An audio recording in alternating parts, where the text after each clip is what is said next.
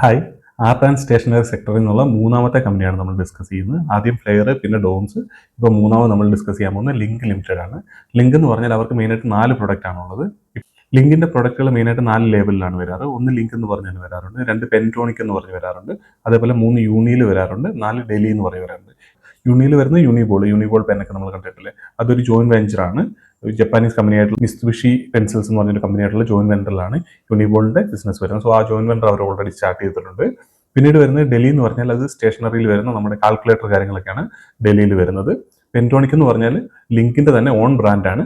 അത് അവർ പ്രീമിയം ആയിട്ടുള്ള പ്രൊഡക്ട്സ് ആണ് അതിൽ സെല് ചെയ്യുന്നത്. അതായത് പ്രീമിയം പെന്നൊക്കെയാണ് അതിൽ സെല് ചെയ്യുന്നത്. 10 രൂപ അതിന് മുകളിലോട്ടുള്ള പ്രൊഡക്റ്റ് ആണ് പെൻറ്റോണിക്കിൽ സെല് ചെയ്യുന്നത്. ലിങ്കിൽ എന്ന് പറഞ്ഞാൽ പ്രൈസ് കുറഞ്ഞിട്ടുള്ള പെൻസ് ആണ്. 10 രൂപയിൽ താഴെയുള്ള ടൈപ്പ് ഓഫ് പെൻസ് ആണ് ലിങ്കിൽ കൂടുതലായിട്ട് അവർ സെല് ചെയ്യുന്നത്. ലിങ്കിൽ നിന്ന് അവർക്ക് വോളിയം ഗ്രോത്ത് ആണ് വരുന്നത്. പെൻറ്റോണിക്കിൽ നിന്ന് അവർക്ക് ഹൈ മാർജിനും വരുന്നുണ്ട്, അതേ ഹൈ പ്രീമിയവും വരുന്നുണ്ട്. പിന്നെ യൂണിയിലും അവർക്ക് പ്രീമിയം വരുന്നുണ്ട്, അതേപോലെ മാർജിൻസ് കിട്ടുന്നുണ്ട്. ഡെലി എന്ന് പറഞ്ഞാൽ സ്റ്റേഷനറി പ്രോഡക്റ്റ് ആണ്. കമ്പനിക്ക് മൊത്തം 2 മാനുഫാക്ചറിംഗ് ഫെസിലിറ്റീസ് ആണ് ഇപ്പോൾ ഉള്ളത്. ഒന്ന് ഗുജറാത്തിലും കൊൽക്കത്തയിലുമാണ്. സോ ഗുജറാത്തിലെ പ്ലാന്റിൽ ഇവർ ഞാൻ പറഞ്ഞില്ലേ ഇപ്പം മിസ്തുബിഷി ആയിട്ട്, അതായത് യുണി ആയിട്ട് ടൈപ്പിൽ ജോയിന്റ് വെഞ്ചർ ഉണ്ട്. സോ അതിൽ ഇവിടുന്ന് ഈ ഗുജറാത്തിൽ നിന്നാണ് പ്രൊഡക്റ്റ് മാനുഫാക്ചർ ചെയ്യുന്നത്. യുണി ലിങ്ക് എന്ന് പറഞ്ഞിട്ടാണ് പ്രൊഡക്റ്റ് വരുന്നത്. യുണി ലിങ്കിന്റെ പ്രൊഡക്റ്റുകൾ ഒക്ടോബർ തൊട്ട് അവർ പ്രൊഡ്യൂസ് ചെയ്യാനായിട്ട് സ്റ്റാർട്ട് ചെയ്തിട്ടുണ്ട് ഗുജറാത്തിൽ നിന്ന്.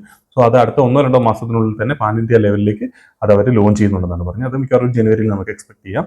രണ്ടാമത് അവർക്ക് ഒരു ജോയിന്റ് വെഞ്ചർ ഉള്ളത് ഒരു കൊറിയൻ മോറിസ് എന്ന് പറഞ്ഞിട്ടൊരു കൊറിയൻ കമ്പനി ആയിട്ടാണ്.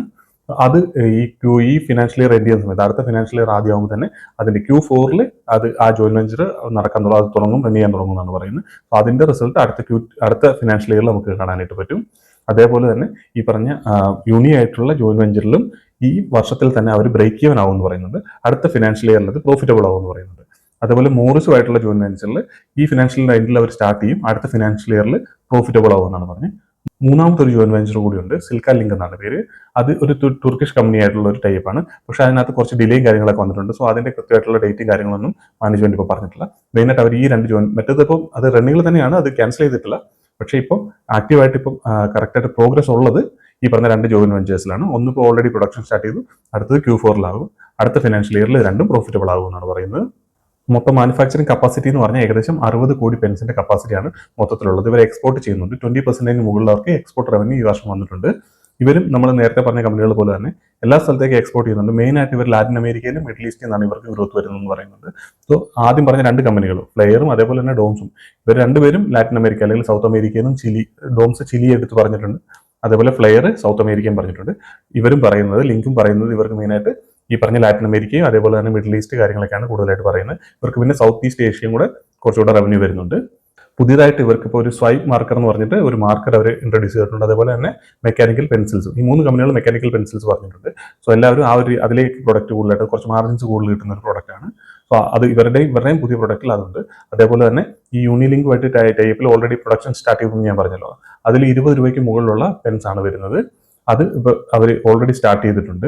ഇവരുടെ പെൻറ്റോണിക്കിന്റെ ബ്രാൻഡിലും 10 രൂപയ്ക്ക് മുകളിലുള്ള പ്രൊഡക്റ്റ് ആണ് വരുന്നത്. 4 ടൈപ്പ് ഓഫ് പ്രൊഡക്റ്റ് ആണ് ഇപ്പോൾ ഉള്ളത്. ഒന്ന് ലിങ്കിന്റെ പേരിൽ പ്രൈസ് കുറഞ്ഞിട്ടുള്ള പെൻസ്, അല്ലെങ്കിൽ ആ രീതിയിലുള്ള പ്രൊഡക്റ്റുകൾ.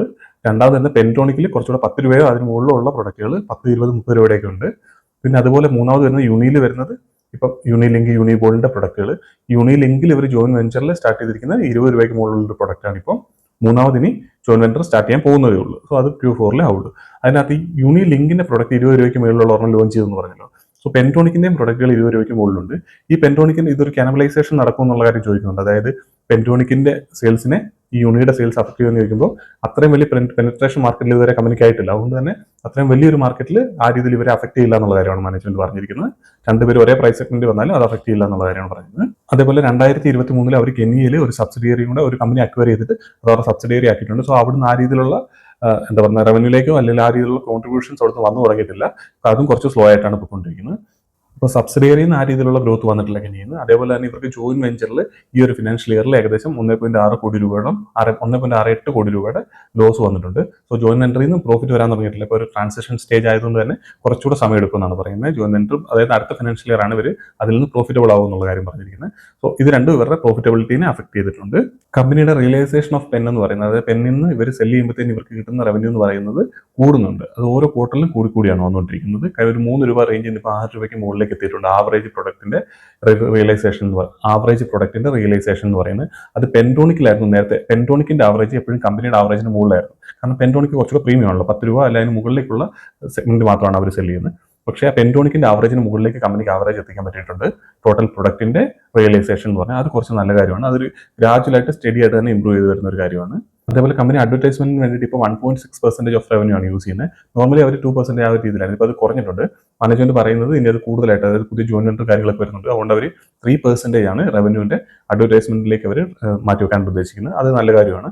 നമ്മൾ നേരത്തെ സംസാരിച്ച കമ്പനികളെല്ലാം തന്നെ അഡ്വർടൈസ്മെന്റിലേക്ക് ആ രീതിയിലേക്ക് സ്പെൻഡ് ചെയ്യുന്നുണ്ട്. അത് അവരുടെ ബ്രാൻഡിനെ ബിൽഡ് ചെയ്യാൻ കാര്യങ്ങൾക്ക് വേണ്ടിയിട്ട് ഇവർ അഡ്വർടൈസ്മെന്റിൽ കൂടുതലായും സ്പെൻഡ് ചെയ്തേ പറ്റുള്ളൂ. ആ രീതിയിൽ ഈ കമ്പനി അതേപോലെ തന്നെ ചെയ്യുന്നുണ്ട്. അതേപോലെ കമ്പനിയുടെ മെയിൻ ഗ്രോത്ത് കൊടുത്തിരിക്കുന്ന ഒരു കാര്യം എന്ന് പറഞ്ഞാൽ പെൻടോണിക്കാണ്. ആ പെൻടോണിക്കിന്റെ വോളിയം ഗ്രോത്തിൽ നല്ല രീതിയിൽ ഡിക്രീസ് വന്നിട്ടുണ്ട്. ഏകദേശം 47% ഈ ക്വാർട്ടറിൽ ഡിക്രീസ് വന്നിട്ടുണ്ട്. അതേപോലെ ഡൽഹിയിലും ഏകദേശം 20% ഡിക്രീസ് വന്നിട്ടുണ്ട്.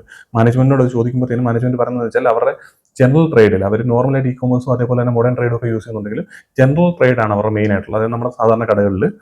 അതിൽ ഇവർക്ക് കുറച്ച് കുറവ് വന്നിട്ടുണ്ട്. അതിനകത്ത് ഇവർ മോഡിഫിക്കേഷൻ, ആ ജനറൽ ട്രേഡിൽ ഇവർ മൊത്തത്തിൽ ഒരു ചേഞ്ച് വരുത്താനായിട്ട് മൊത്തത്തിലൊരു ട്രാൻസ്ഫോർമേഷൻ സ്റ്റേജിലാണ്. ഇപ്പോൾ അതിൽ നല്ല മാറ്റങ്ങൾ വരുത്താൻ ഉദ്ദേശിക്കുന്നുണ്ട്. അതുകൊണ്ട് തന്നെ ഈ വോളിയം അവർ തിരിച്ചു പിടിക്കുക എന്നുള്ള കാര്യമാണ് പറയുന്നത്. അതേപോലെ ഡൽഹിയുടെ വോളിയം കൂടുമെന്നാണ് പറയുന്നത്. ഡൽഹി കമ്പനി ഒരു 2 വർഷം മുമ്പൊക്കെ പറഞ്ഞിരുന്നത് ഡൽഹിയുടെ മന്ത്ലി റവന്യൂ എന്ന് പറയുന്നത് 100 കോടിക്ക് മുകളിലേക്ക് എത്തും എന്നുള്ള കാര്യമാണ്. പക്ഷേ ഇപ്പോൾ അത് 10 കോടിയിലും താഴെയാണ്. ഈ FY 26 ആകുമ്പോൾ ആ രീതിയിൽ എത്തുമെന്ന് അവർ 2 വർഷം മുമ്പ് പറഞ്ഞിരുന്നതാണ്. പക്ഷേ ആ രീതിയിലേക്ക് ഡൽഹിയിൽ ഗ്രോത്ത് വന്നിട്ടില്ല. അത് ഇപ്പോൾ 10-ൽ താഴെയാണ്. അപ്പോൾ ഇതെല്ലാം ഇമ്പ്രൂവ് ചെയ്യാനായിട്ട് ഈ പറഞ്ഞ പോലെ ഈ ചേഞ്ചസ് ജനറൽ ട്രേഡിൽ അവർ വരുത്താൻ പോകുന്ന ആ ഒരു ചേഞ്ചസ് അവർക്ക് ആ രീതിയിൽ ഹെൽപ്പ് ചെയ്യുമെന്നാണ് പറഞ്ഞത്. പെൻടോണിക്കിന്റെ വോളിയത്തിന്റെ കാര്യത്തിലാണെങ്കിലും മൊത്തത്തിൽ ഗ്രോത്തിന്റെ കാര്യത്തിലാണെങ്കിലും അതേപോലെ ഡൽഹിയുടെ കാര്യത്തിലൊക്കെ ആണെങ്കിലും ആ ചേഞ്ച് ഇവരെ മൊത്തത്തിൽ ഇവരുടെ പ്രൊഡക്റ്റിന്റെ സെയിൽസിൽ ഒരു ഇമ്പ്രൂവ്മെന്റ് വരുത്തും എന്നുള്ള കാര്യമാണ് പറയുന്നത്.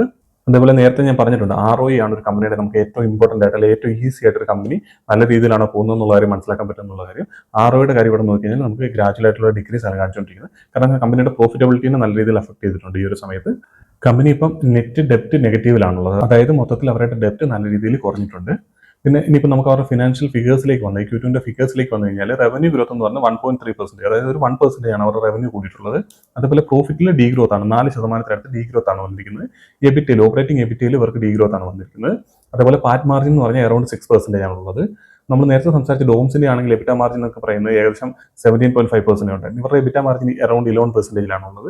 അതേപോലെ പാറ്റ് മാർജിനും ഡോംസിനൊക്കെ 10-ന് മുകളിൽ 10.5, 11 ഒക്കെ ആയിരുന്നു കഴിഞ്ഞ ഫിനാൻഷ്യൽ ഇയറിൽ. ഇപ്പോൾ 10.6 ഒക്കെ ആണുള്ളത്, 5-6 ഒക്കെ ആണുള്ളത്. സോ അതിവിടെ 6% ആണുള്ളത്. കമ്പനിയുടെ പ്രോഫിറ്റ് ആ രീതിയിൽ വരുന്നില്ല. 6% ആണ് മാർജിൻ എന്ന് പറയുന്നത്. ഇതെല്ലാം ഇമ്പ്രൂവ് ചെയ്യാനാണ് കമ്പനി ട്രൈ ചെയ്തുകൊണ്ടിരിക്കുന്നത്. എബിറ്റയിൽ പുതിയ ഗൈഡൻസ് ഒന്നും അവർ തന്നിട്ടില്ല. 1-2 ക്വാർട്ടർ കഴിഞ്ഞതിന് ശേഷം പെർഫോമൻസിനനുസരിച്ചിട്ട്, അതായത് പുതിയ ജോയിന്റ് വെഞ്ചേഴ്സ് ഒക്കെ പെർഫോം ചെയ്യാൻ തുടങ്ങിയതിന് ശേഷം ഗൈഡൻസ് തരാമെന്നാണ് മാനേജ്മെന്റ് പറയുന്നത്. അതേപോലെ കമ്പനിയുടെ ഇപ്പോൾ ഞാൻ പറഞ്ഞില്ല, കഴിഞ്ഞ ക്വാർട്ടറിൽ ഈ ക്വാർട്ടറിലുമായിട്ട് ഇവരുടെ ഗ്രോത്ത് 2-3% ഉള്ളൂ, ഇവരുടെ സെയിൽസ് ഗ്രോത്ത് എന്ന് പറഞ്ഞാൽ. പക്ഷേ മാനേജ്മെന്റിനോട് ഫുൾ ഇയറിലെ റവന്യൂ ഗൈഡൻസിന്റെ കാര്യം മാനേജ്മെന്റ് ഇങ്ങോട്ട് തന്നെ പറയുന്നത് അവർ ഡബിൾ ഡിജിറ്റിൽ ഗ്രോ ചെയ്യാൻ ട്രൈ ചെയ്യുന്നുണ്ടെന്ന് പറഞ്ഞു. അതായത് അറൌണ്ട് ഒരു 9-10% ഇവർ ഗ്രോത്ത് ടാർഗറ്റ് ചെയ്യുന്നുണ്ട്. ഈ ഒരു ഫിനാൻഷ്യൽ ഇയറിലേക്ക് ഹൈ ഗ്രോത്ത് അവർ ടാർഗറ്റ് ചെയ്യുന്നുണ്ട്. അപ്പോൾ 9-10% ഇവർക്ക് ഗ്രോത്ത് എത്തണമെന്നുണ്ടെങ്കിൽ H2ൽ, ഇപ്പോൾ H1ൽ ഇവർക്ക് 3-4% ഇവരുടെ ഗ്രോത്ത് ഉള്ളൂ. അത് H2ൽ ഈ H2 കൂടെ കഴിയുമ്പോൾ 10% എത്തണമെന്നുണ്ടെങ്കിൽ H2ൽ അതിന് മുകളിലേക്ക് ഇവർക്ക് 10-ന് മുകളിലേക്ക് ഇവർ ഗ്രോ ചെയ്താലേ പറ്റുള്ളൂ. മാനേജ്മെന്റ് പറയുന്ന ആ രീതിയിൽ ഗ്രോത്ത് വരുമെന്ന് ഇവർ ഈ financial year full around 9-10% grow ചെയ്യുമെന്നാണ് പറഞ്ഞിരിക്കുന്നത് ടോപ്പ് ലൈന്. അതുപോലെ എബിറ്റ മാർജിന്റെ കാര്യം ഇപ്പോൾ അവർ പറഞ്ഞിട്ടില്ല. അതപ്പോൾ അടുത്ത ക്വാർട്ടറിലൊക്കെ ആയിട്ട് അവർ ഒരുപക്ഷെ പറഞ്ഞേക്കാം അവരുടെ പെർഫോമൻസിനനുസരിച്ചിട്ട്. അതുപോലെ ഈ ഫിനാൻഷ്യൽ ഇയറിൽ ഇവർക്ക് അതർ ഇൻകം ആയിട്ട് ഏകദേശം ഒരു 2.2 കോടി വന്നിട്ടുണ്ട്. അതിൻ്റെ ഒരു 70%ഓളം വൺ ടൈം ആണ്. സോ അത് അടുത്ത ക്വാർട്ടറിലൊന്നും എക്സ്പെക്ട് ചെയ്യാനായിട്ട് പറ്റില്ല. പിന്നെ അതുപോലെ ഞാൻ നേരത്തെ പറഞ്ഞിരുന്നല്ലോ, ഒരു 1.68 കോടി രൂപയുടെ ഇവർക്ക് ലോസ് വന്നിട്ടുണ്ട് ജോയിന്റ് വെഞ്ചേഴ്സിൽ നിന്ന്. സോ അതുകൊണ്ട് തന്നെയാണ് ഇവരുടെ പാറ്റ് എന്ന് പറയുന്നത് ഏകദേശം 8.4-ലാണ്, 8.4 കോടിയാണ് ഇവരുടെ പാറ്റ് എന്ന് പറയുന്നത് ഈ ക്വാർട്ടറിൽ. പിന്നെ പെൻടോണിക്കിന്റെ വോളിയം കുറഞ്ഞു എന്നുള്ള കാര്യം ഞാൻ പറഞ്ഞിരുന്നല്ലോ, 47%. പക്ഷെ അത് കുറഞ്ഞ സമയത്തും ഇവരുടെ 10 രൂപയ്ക്ക് മുകളിൽ MRPയിലുള്ള പ്രൊഡക്റ്റിലാണ് അഫക്ട് ചെയ്തത്. 20-30 അതിന് മുകളിലേക്കുള്ള പ്രൊഡക്റ്റിനെ അഫക്ട് ചെയ്തിട്ടില്ല. അതിന്റെ വോളിയം ഗ്രോത്ത് കൂടിയിട്ടുള്ളൂ എന്നുള്ളതാണ് മാനേജ്മെന്റ് പറയുന്നത്. അത് നല്ലതാണ്, കമ്പനിക്ക് മാർജിൻസ് കൂടുതൽ ഹെൽപ്പ് ചെയ്യാനായിട്ട്. പക്ഷേ അവർക്ക് 10-ന് മുകളിലുള്ള 10 പ്രൈസ് റേഞ്ചിലുള്ള പ്രൊഡക്റ്റിലൂടെ ഈ ഗ്രോത്ത് തിരിച്ചു വന്നാലേ ഉള്ളൂ അവരുടെ വോളിയത്തിൽ മൊത്തത്തിൽ ആ ഗ്രോത്ത് വരുള്ളൂ. അതുകൊണ്ട് തന്നെ ആ ഒരു സെക്ടറിനാണ് അത് ജനറൽ ട്രേഡ് കൊണ്ടാണ് അഫക്ട് ചെയ്തതെന്നാണ് പറഞ്ഞിരിക്കുന്നത്. അപ്പോൾ അത് മാനേജ്മെന്റ് ഗൈഡൻസ് പ്രകാരം അത് അവർ ക്ലിയർ ചെയ്യും. അത് പക്ഷേ എങ്ങനെയാണ് അവർ അത് ചേഞ്ച് ചെയ്യാൻ പറ്റുന്നത് പറഞ്ഞിട്ടില്ല.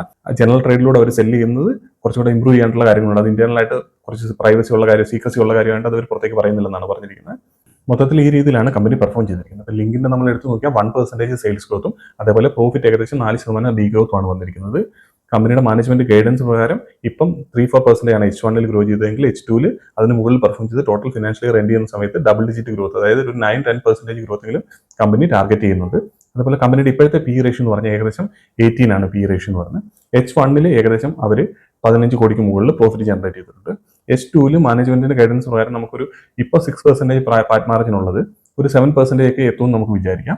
അതേപോലെ തന്നെ ഇവരുടെ റവന്യൂ എന്ന് പറയുന്നത് ഈ രീതിയിൽ ഒരു 9-10% മുകളിൽ ഗ്രോ ചെയ്യണമെന്നുണ്ടെങ്കിൽ അവർ 300 കോടിക്ക് മുകളിൽ റവന്യൂ ജനറേറ്റ് ചെയ്യണം H2 മാത്രം. സോ അങ്ങനെ നോക്കുമ്പോൾ ഈ ഒരു 7% H2 മാർജിൻ കിട്ടുമെന്നുണ്ടെങ്കിൽ ടോട്ടൽ ഇവരുടെ പ്രോഫിറ്റ് എന്ന് പറയുന്നത് ഏകദേശം 37-38 കോടി വരാൻ സാധ്യതയുണ്ട് ഈ ഫിനാൻഷ്യൽ ഇയർ എൻഡിൽ. അങ്ങനെ നോക്കിയാൽ ഇപ്പോഴത്തെ മാർക്കറ്റ് ക്യാപ്പിൽ ഏകദേശം 700 കോടിക്ക് താഴെയാണ് മാർക്കറ്റ് ക്യാപ്പ്. അതിൽ ഇവരുടെ ഈ ഒരു പാറ്റ് വെച്ചിട്ട് 37-38 കോടി പാറ്റ് വെച്ച് നോക്കിയാൽ ഇപ്പോഴത്തെ അവരുടെ പാറ്റും ഈ ഫിനാൻഷ്യൽ ഇയർ എൻഡ് ചെയ്യാൻ പോകുന്ന സമയത്ത് വരുന്ന പാറ്റും ഏകദേശം ഒരേ പാറ്റാണ് വരുന്നത്. അതായത് ഇപ്പോഴത്തെ പി തന്നെയായിരിക്കും അവരുടെ ഫോർവേഡ് പി ആയിട്ട് വരാൻ സാധ്യതയുള്ളത്.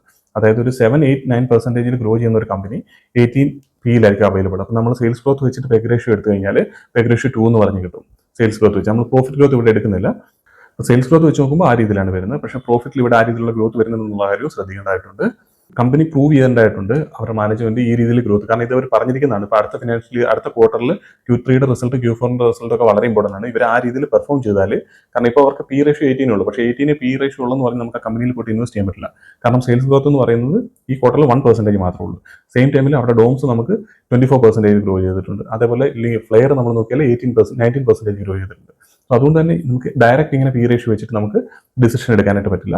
ഇതൊക്കെയാണ് മൊത്തത്തിൽ കമ്പനിയുടെ ഒരു ഫിഗേഴ്സ് എന്ന് പറയുന്നത്. നമുക്കിനി അടുത്ത ക്യാമലിൻ്റെ വീഡിയോ ചെയ്യാം. അതിനുശേഷം നമുക്കിത് 4 കമ്പനികളോട് കമ്പയർ ചെയ്ത് ഈ സെക്ടർ എങ്ങനെ ഉണ്ടെന്നുള്ള കാര്യം, ഇതിനകത്ത് ഇവരിൽ ആരാണ് ബെറ്റർ ആയിട്ട് പെർഫോം ചെയ്തുകൊണ്ടിരിക്കുന്നത്, നമുക്കൊരു റാങ്കിങ് പോലെ തന്നെ നമുക്ക് ചെയ്യാനായിട്ട് ശ്രമിക്കാം. എന്തായാലും അടുത്തൊരു വീഡിയോയിൽ കാണാം.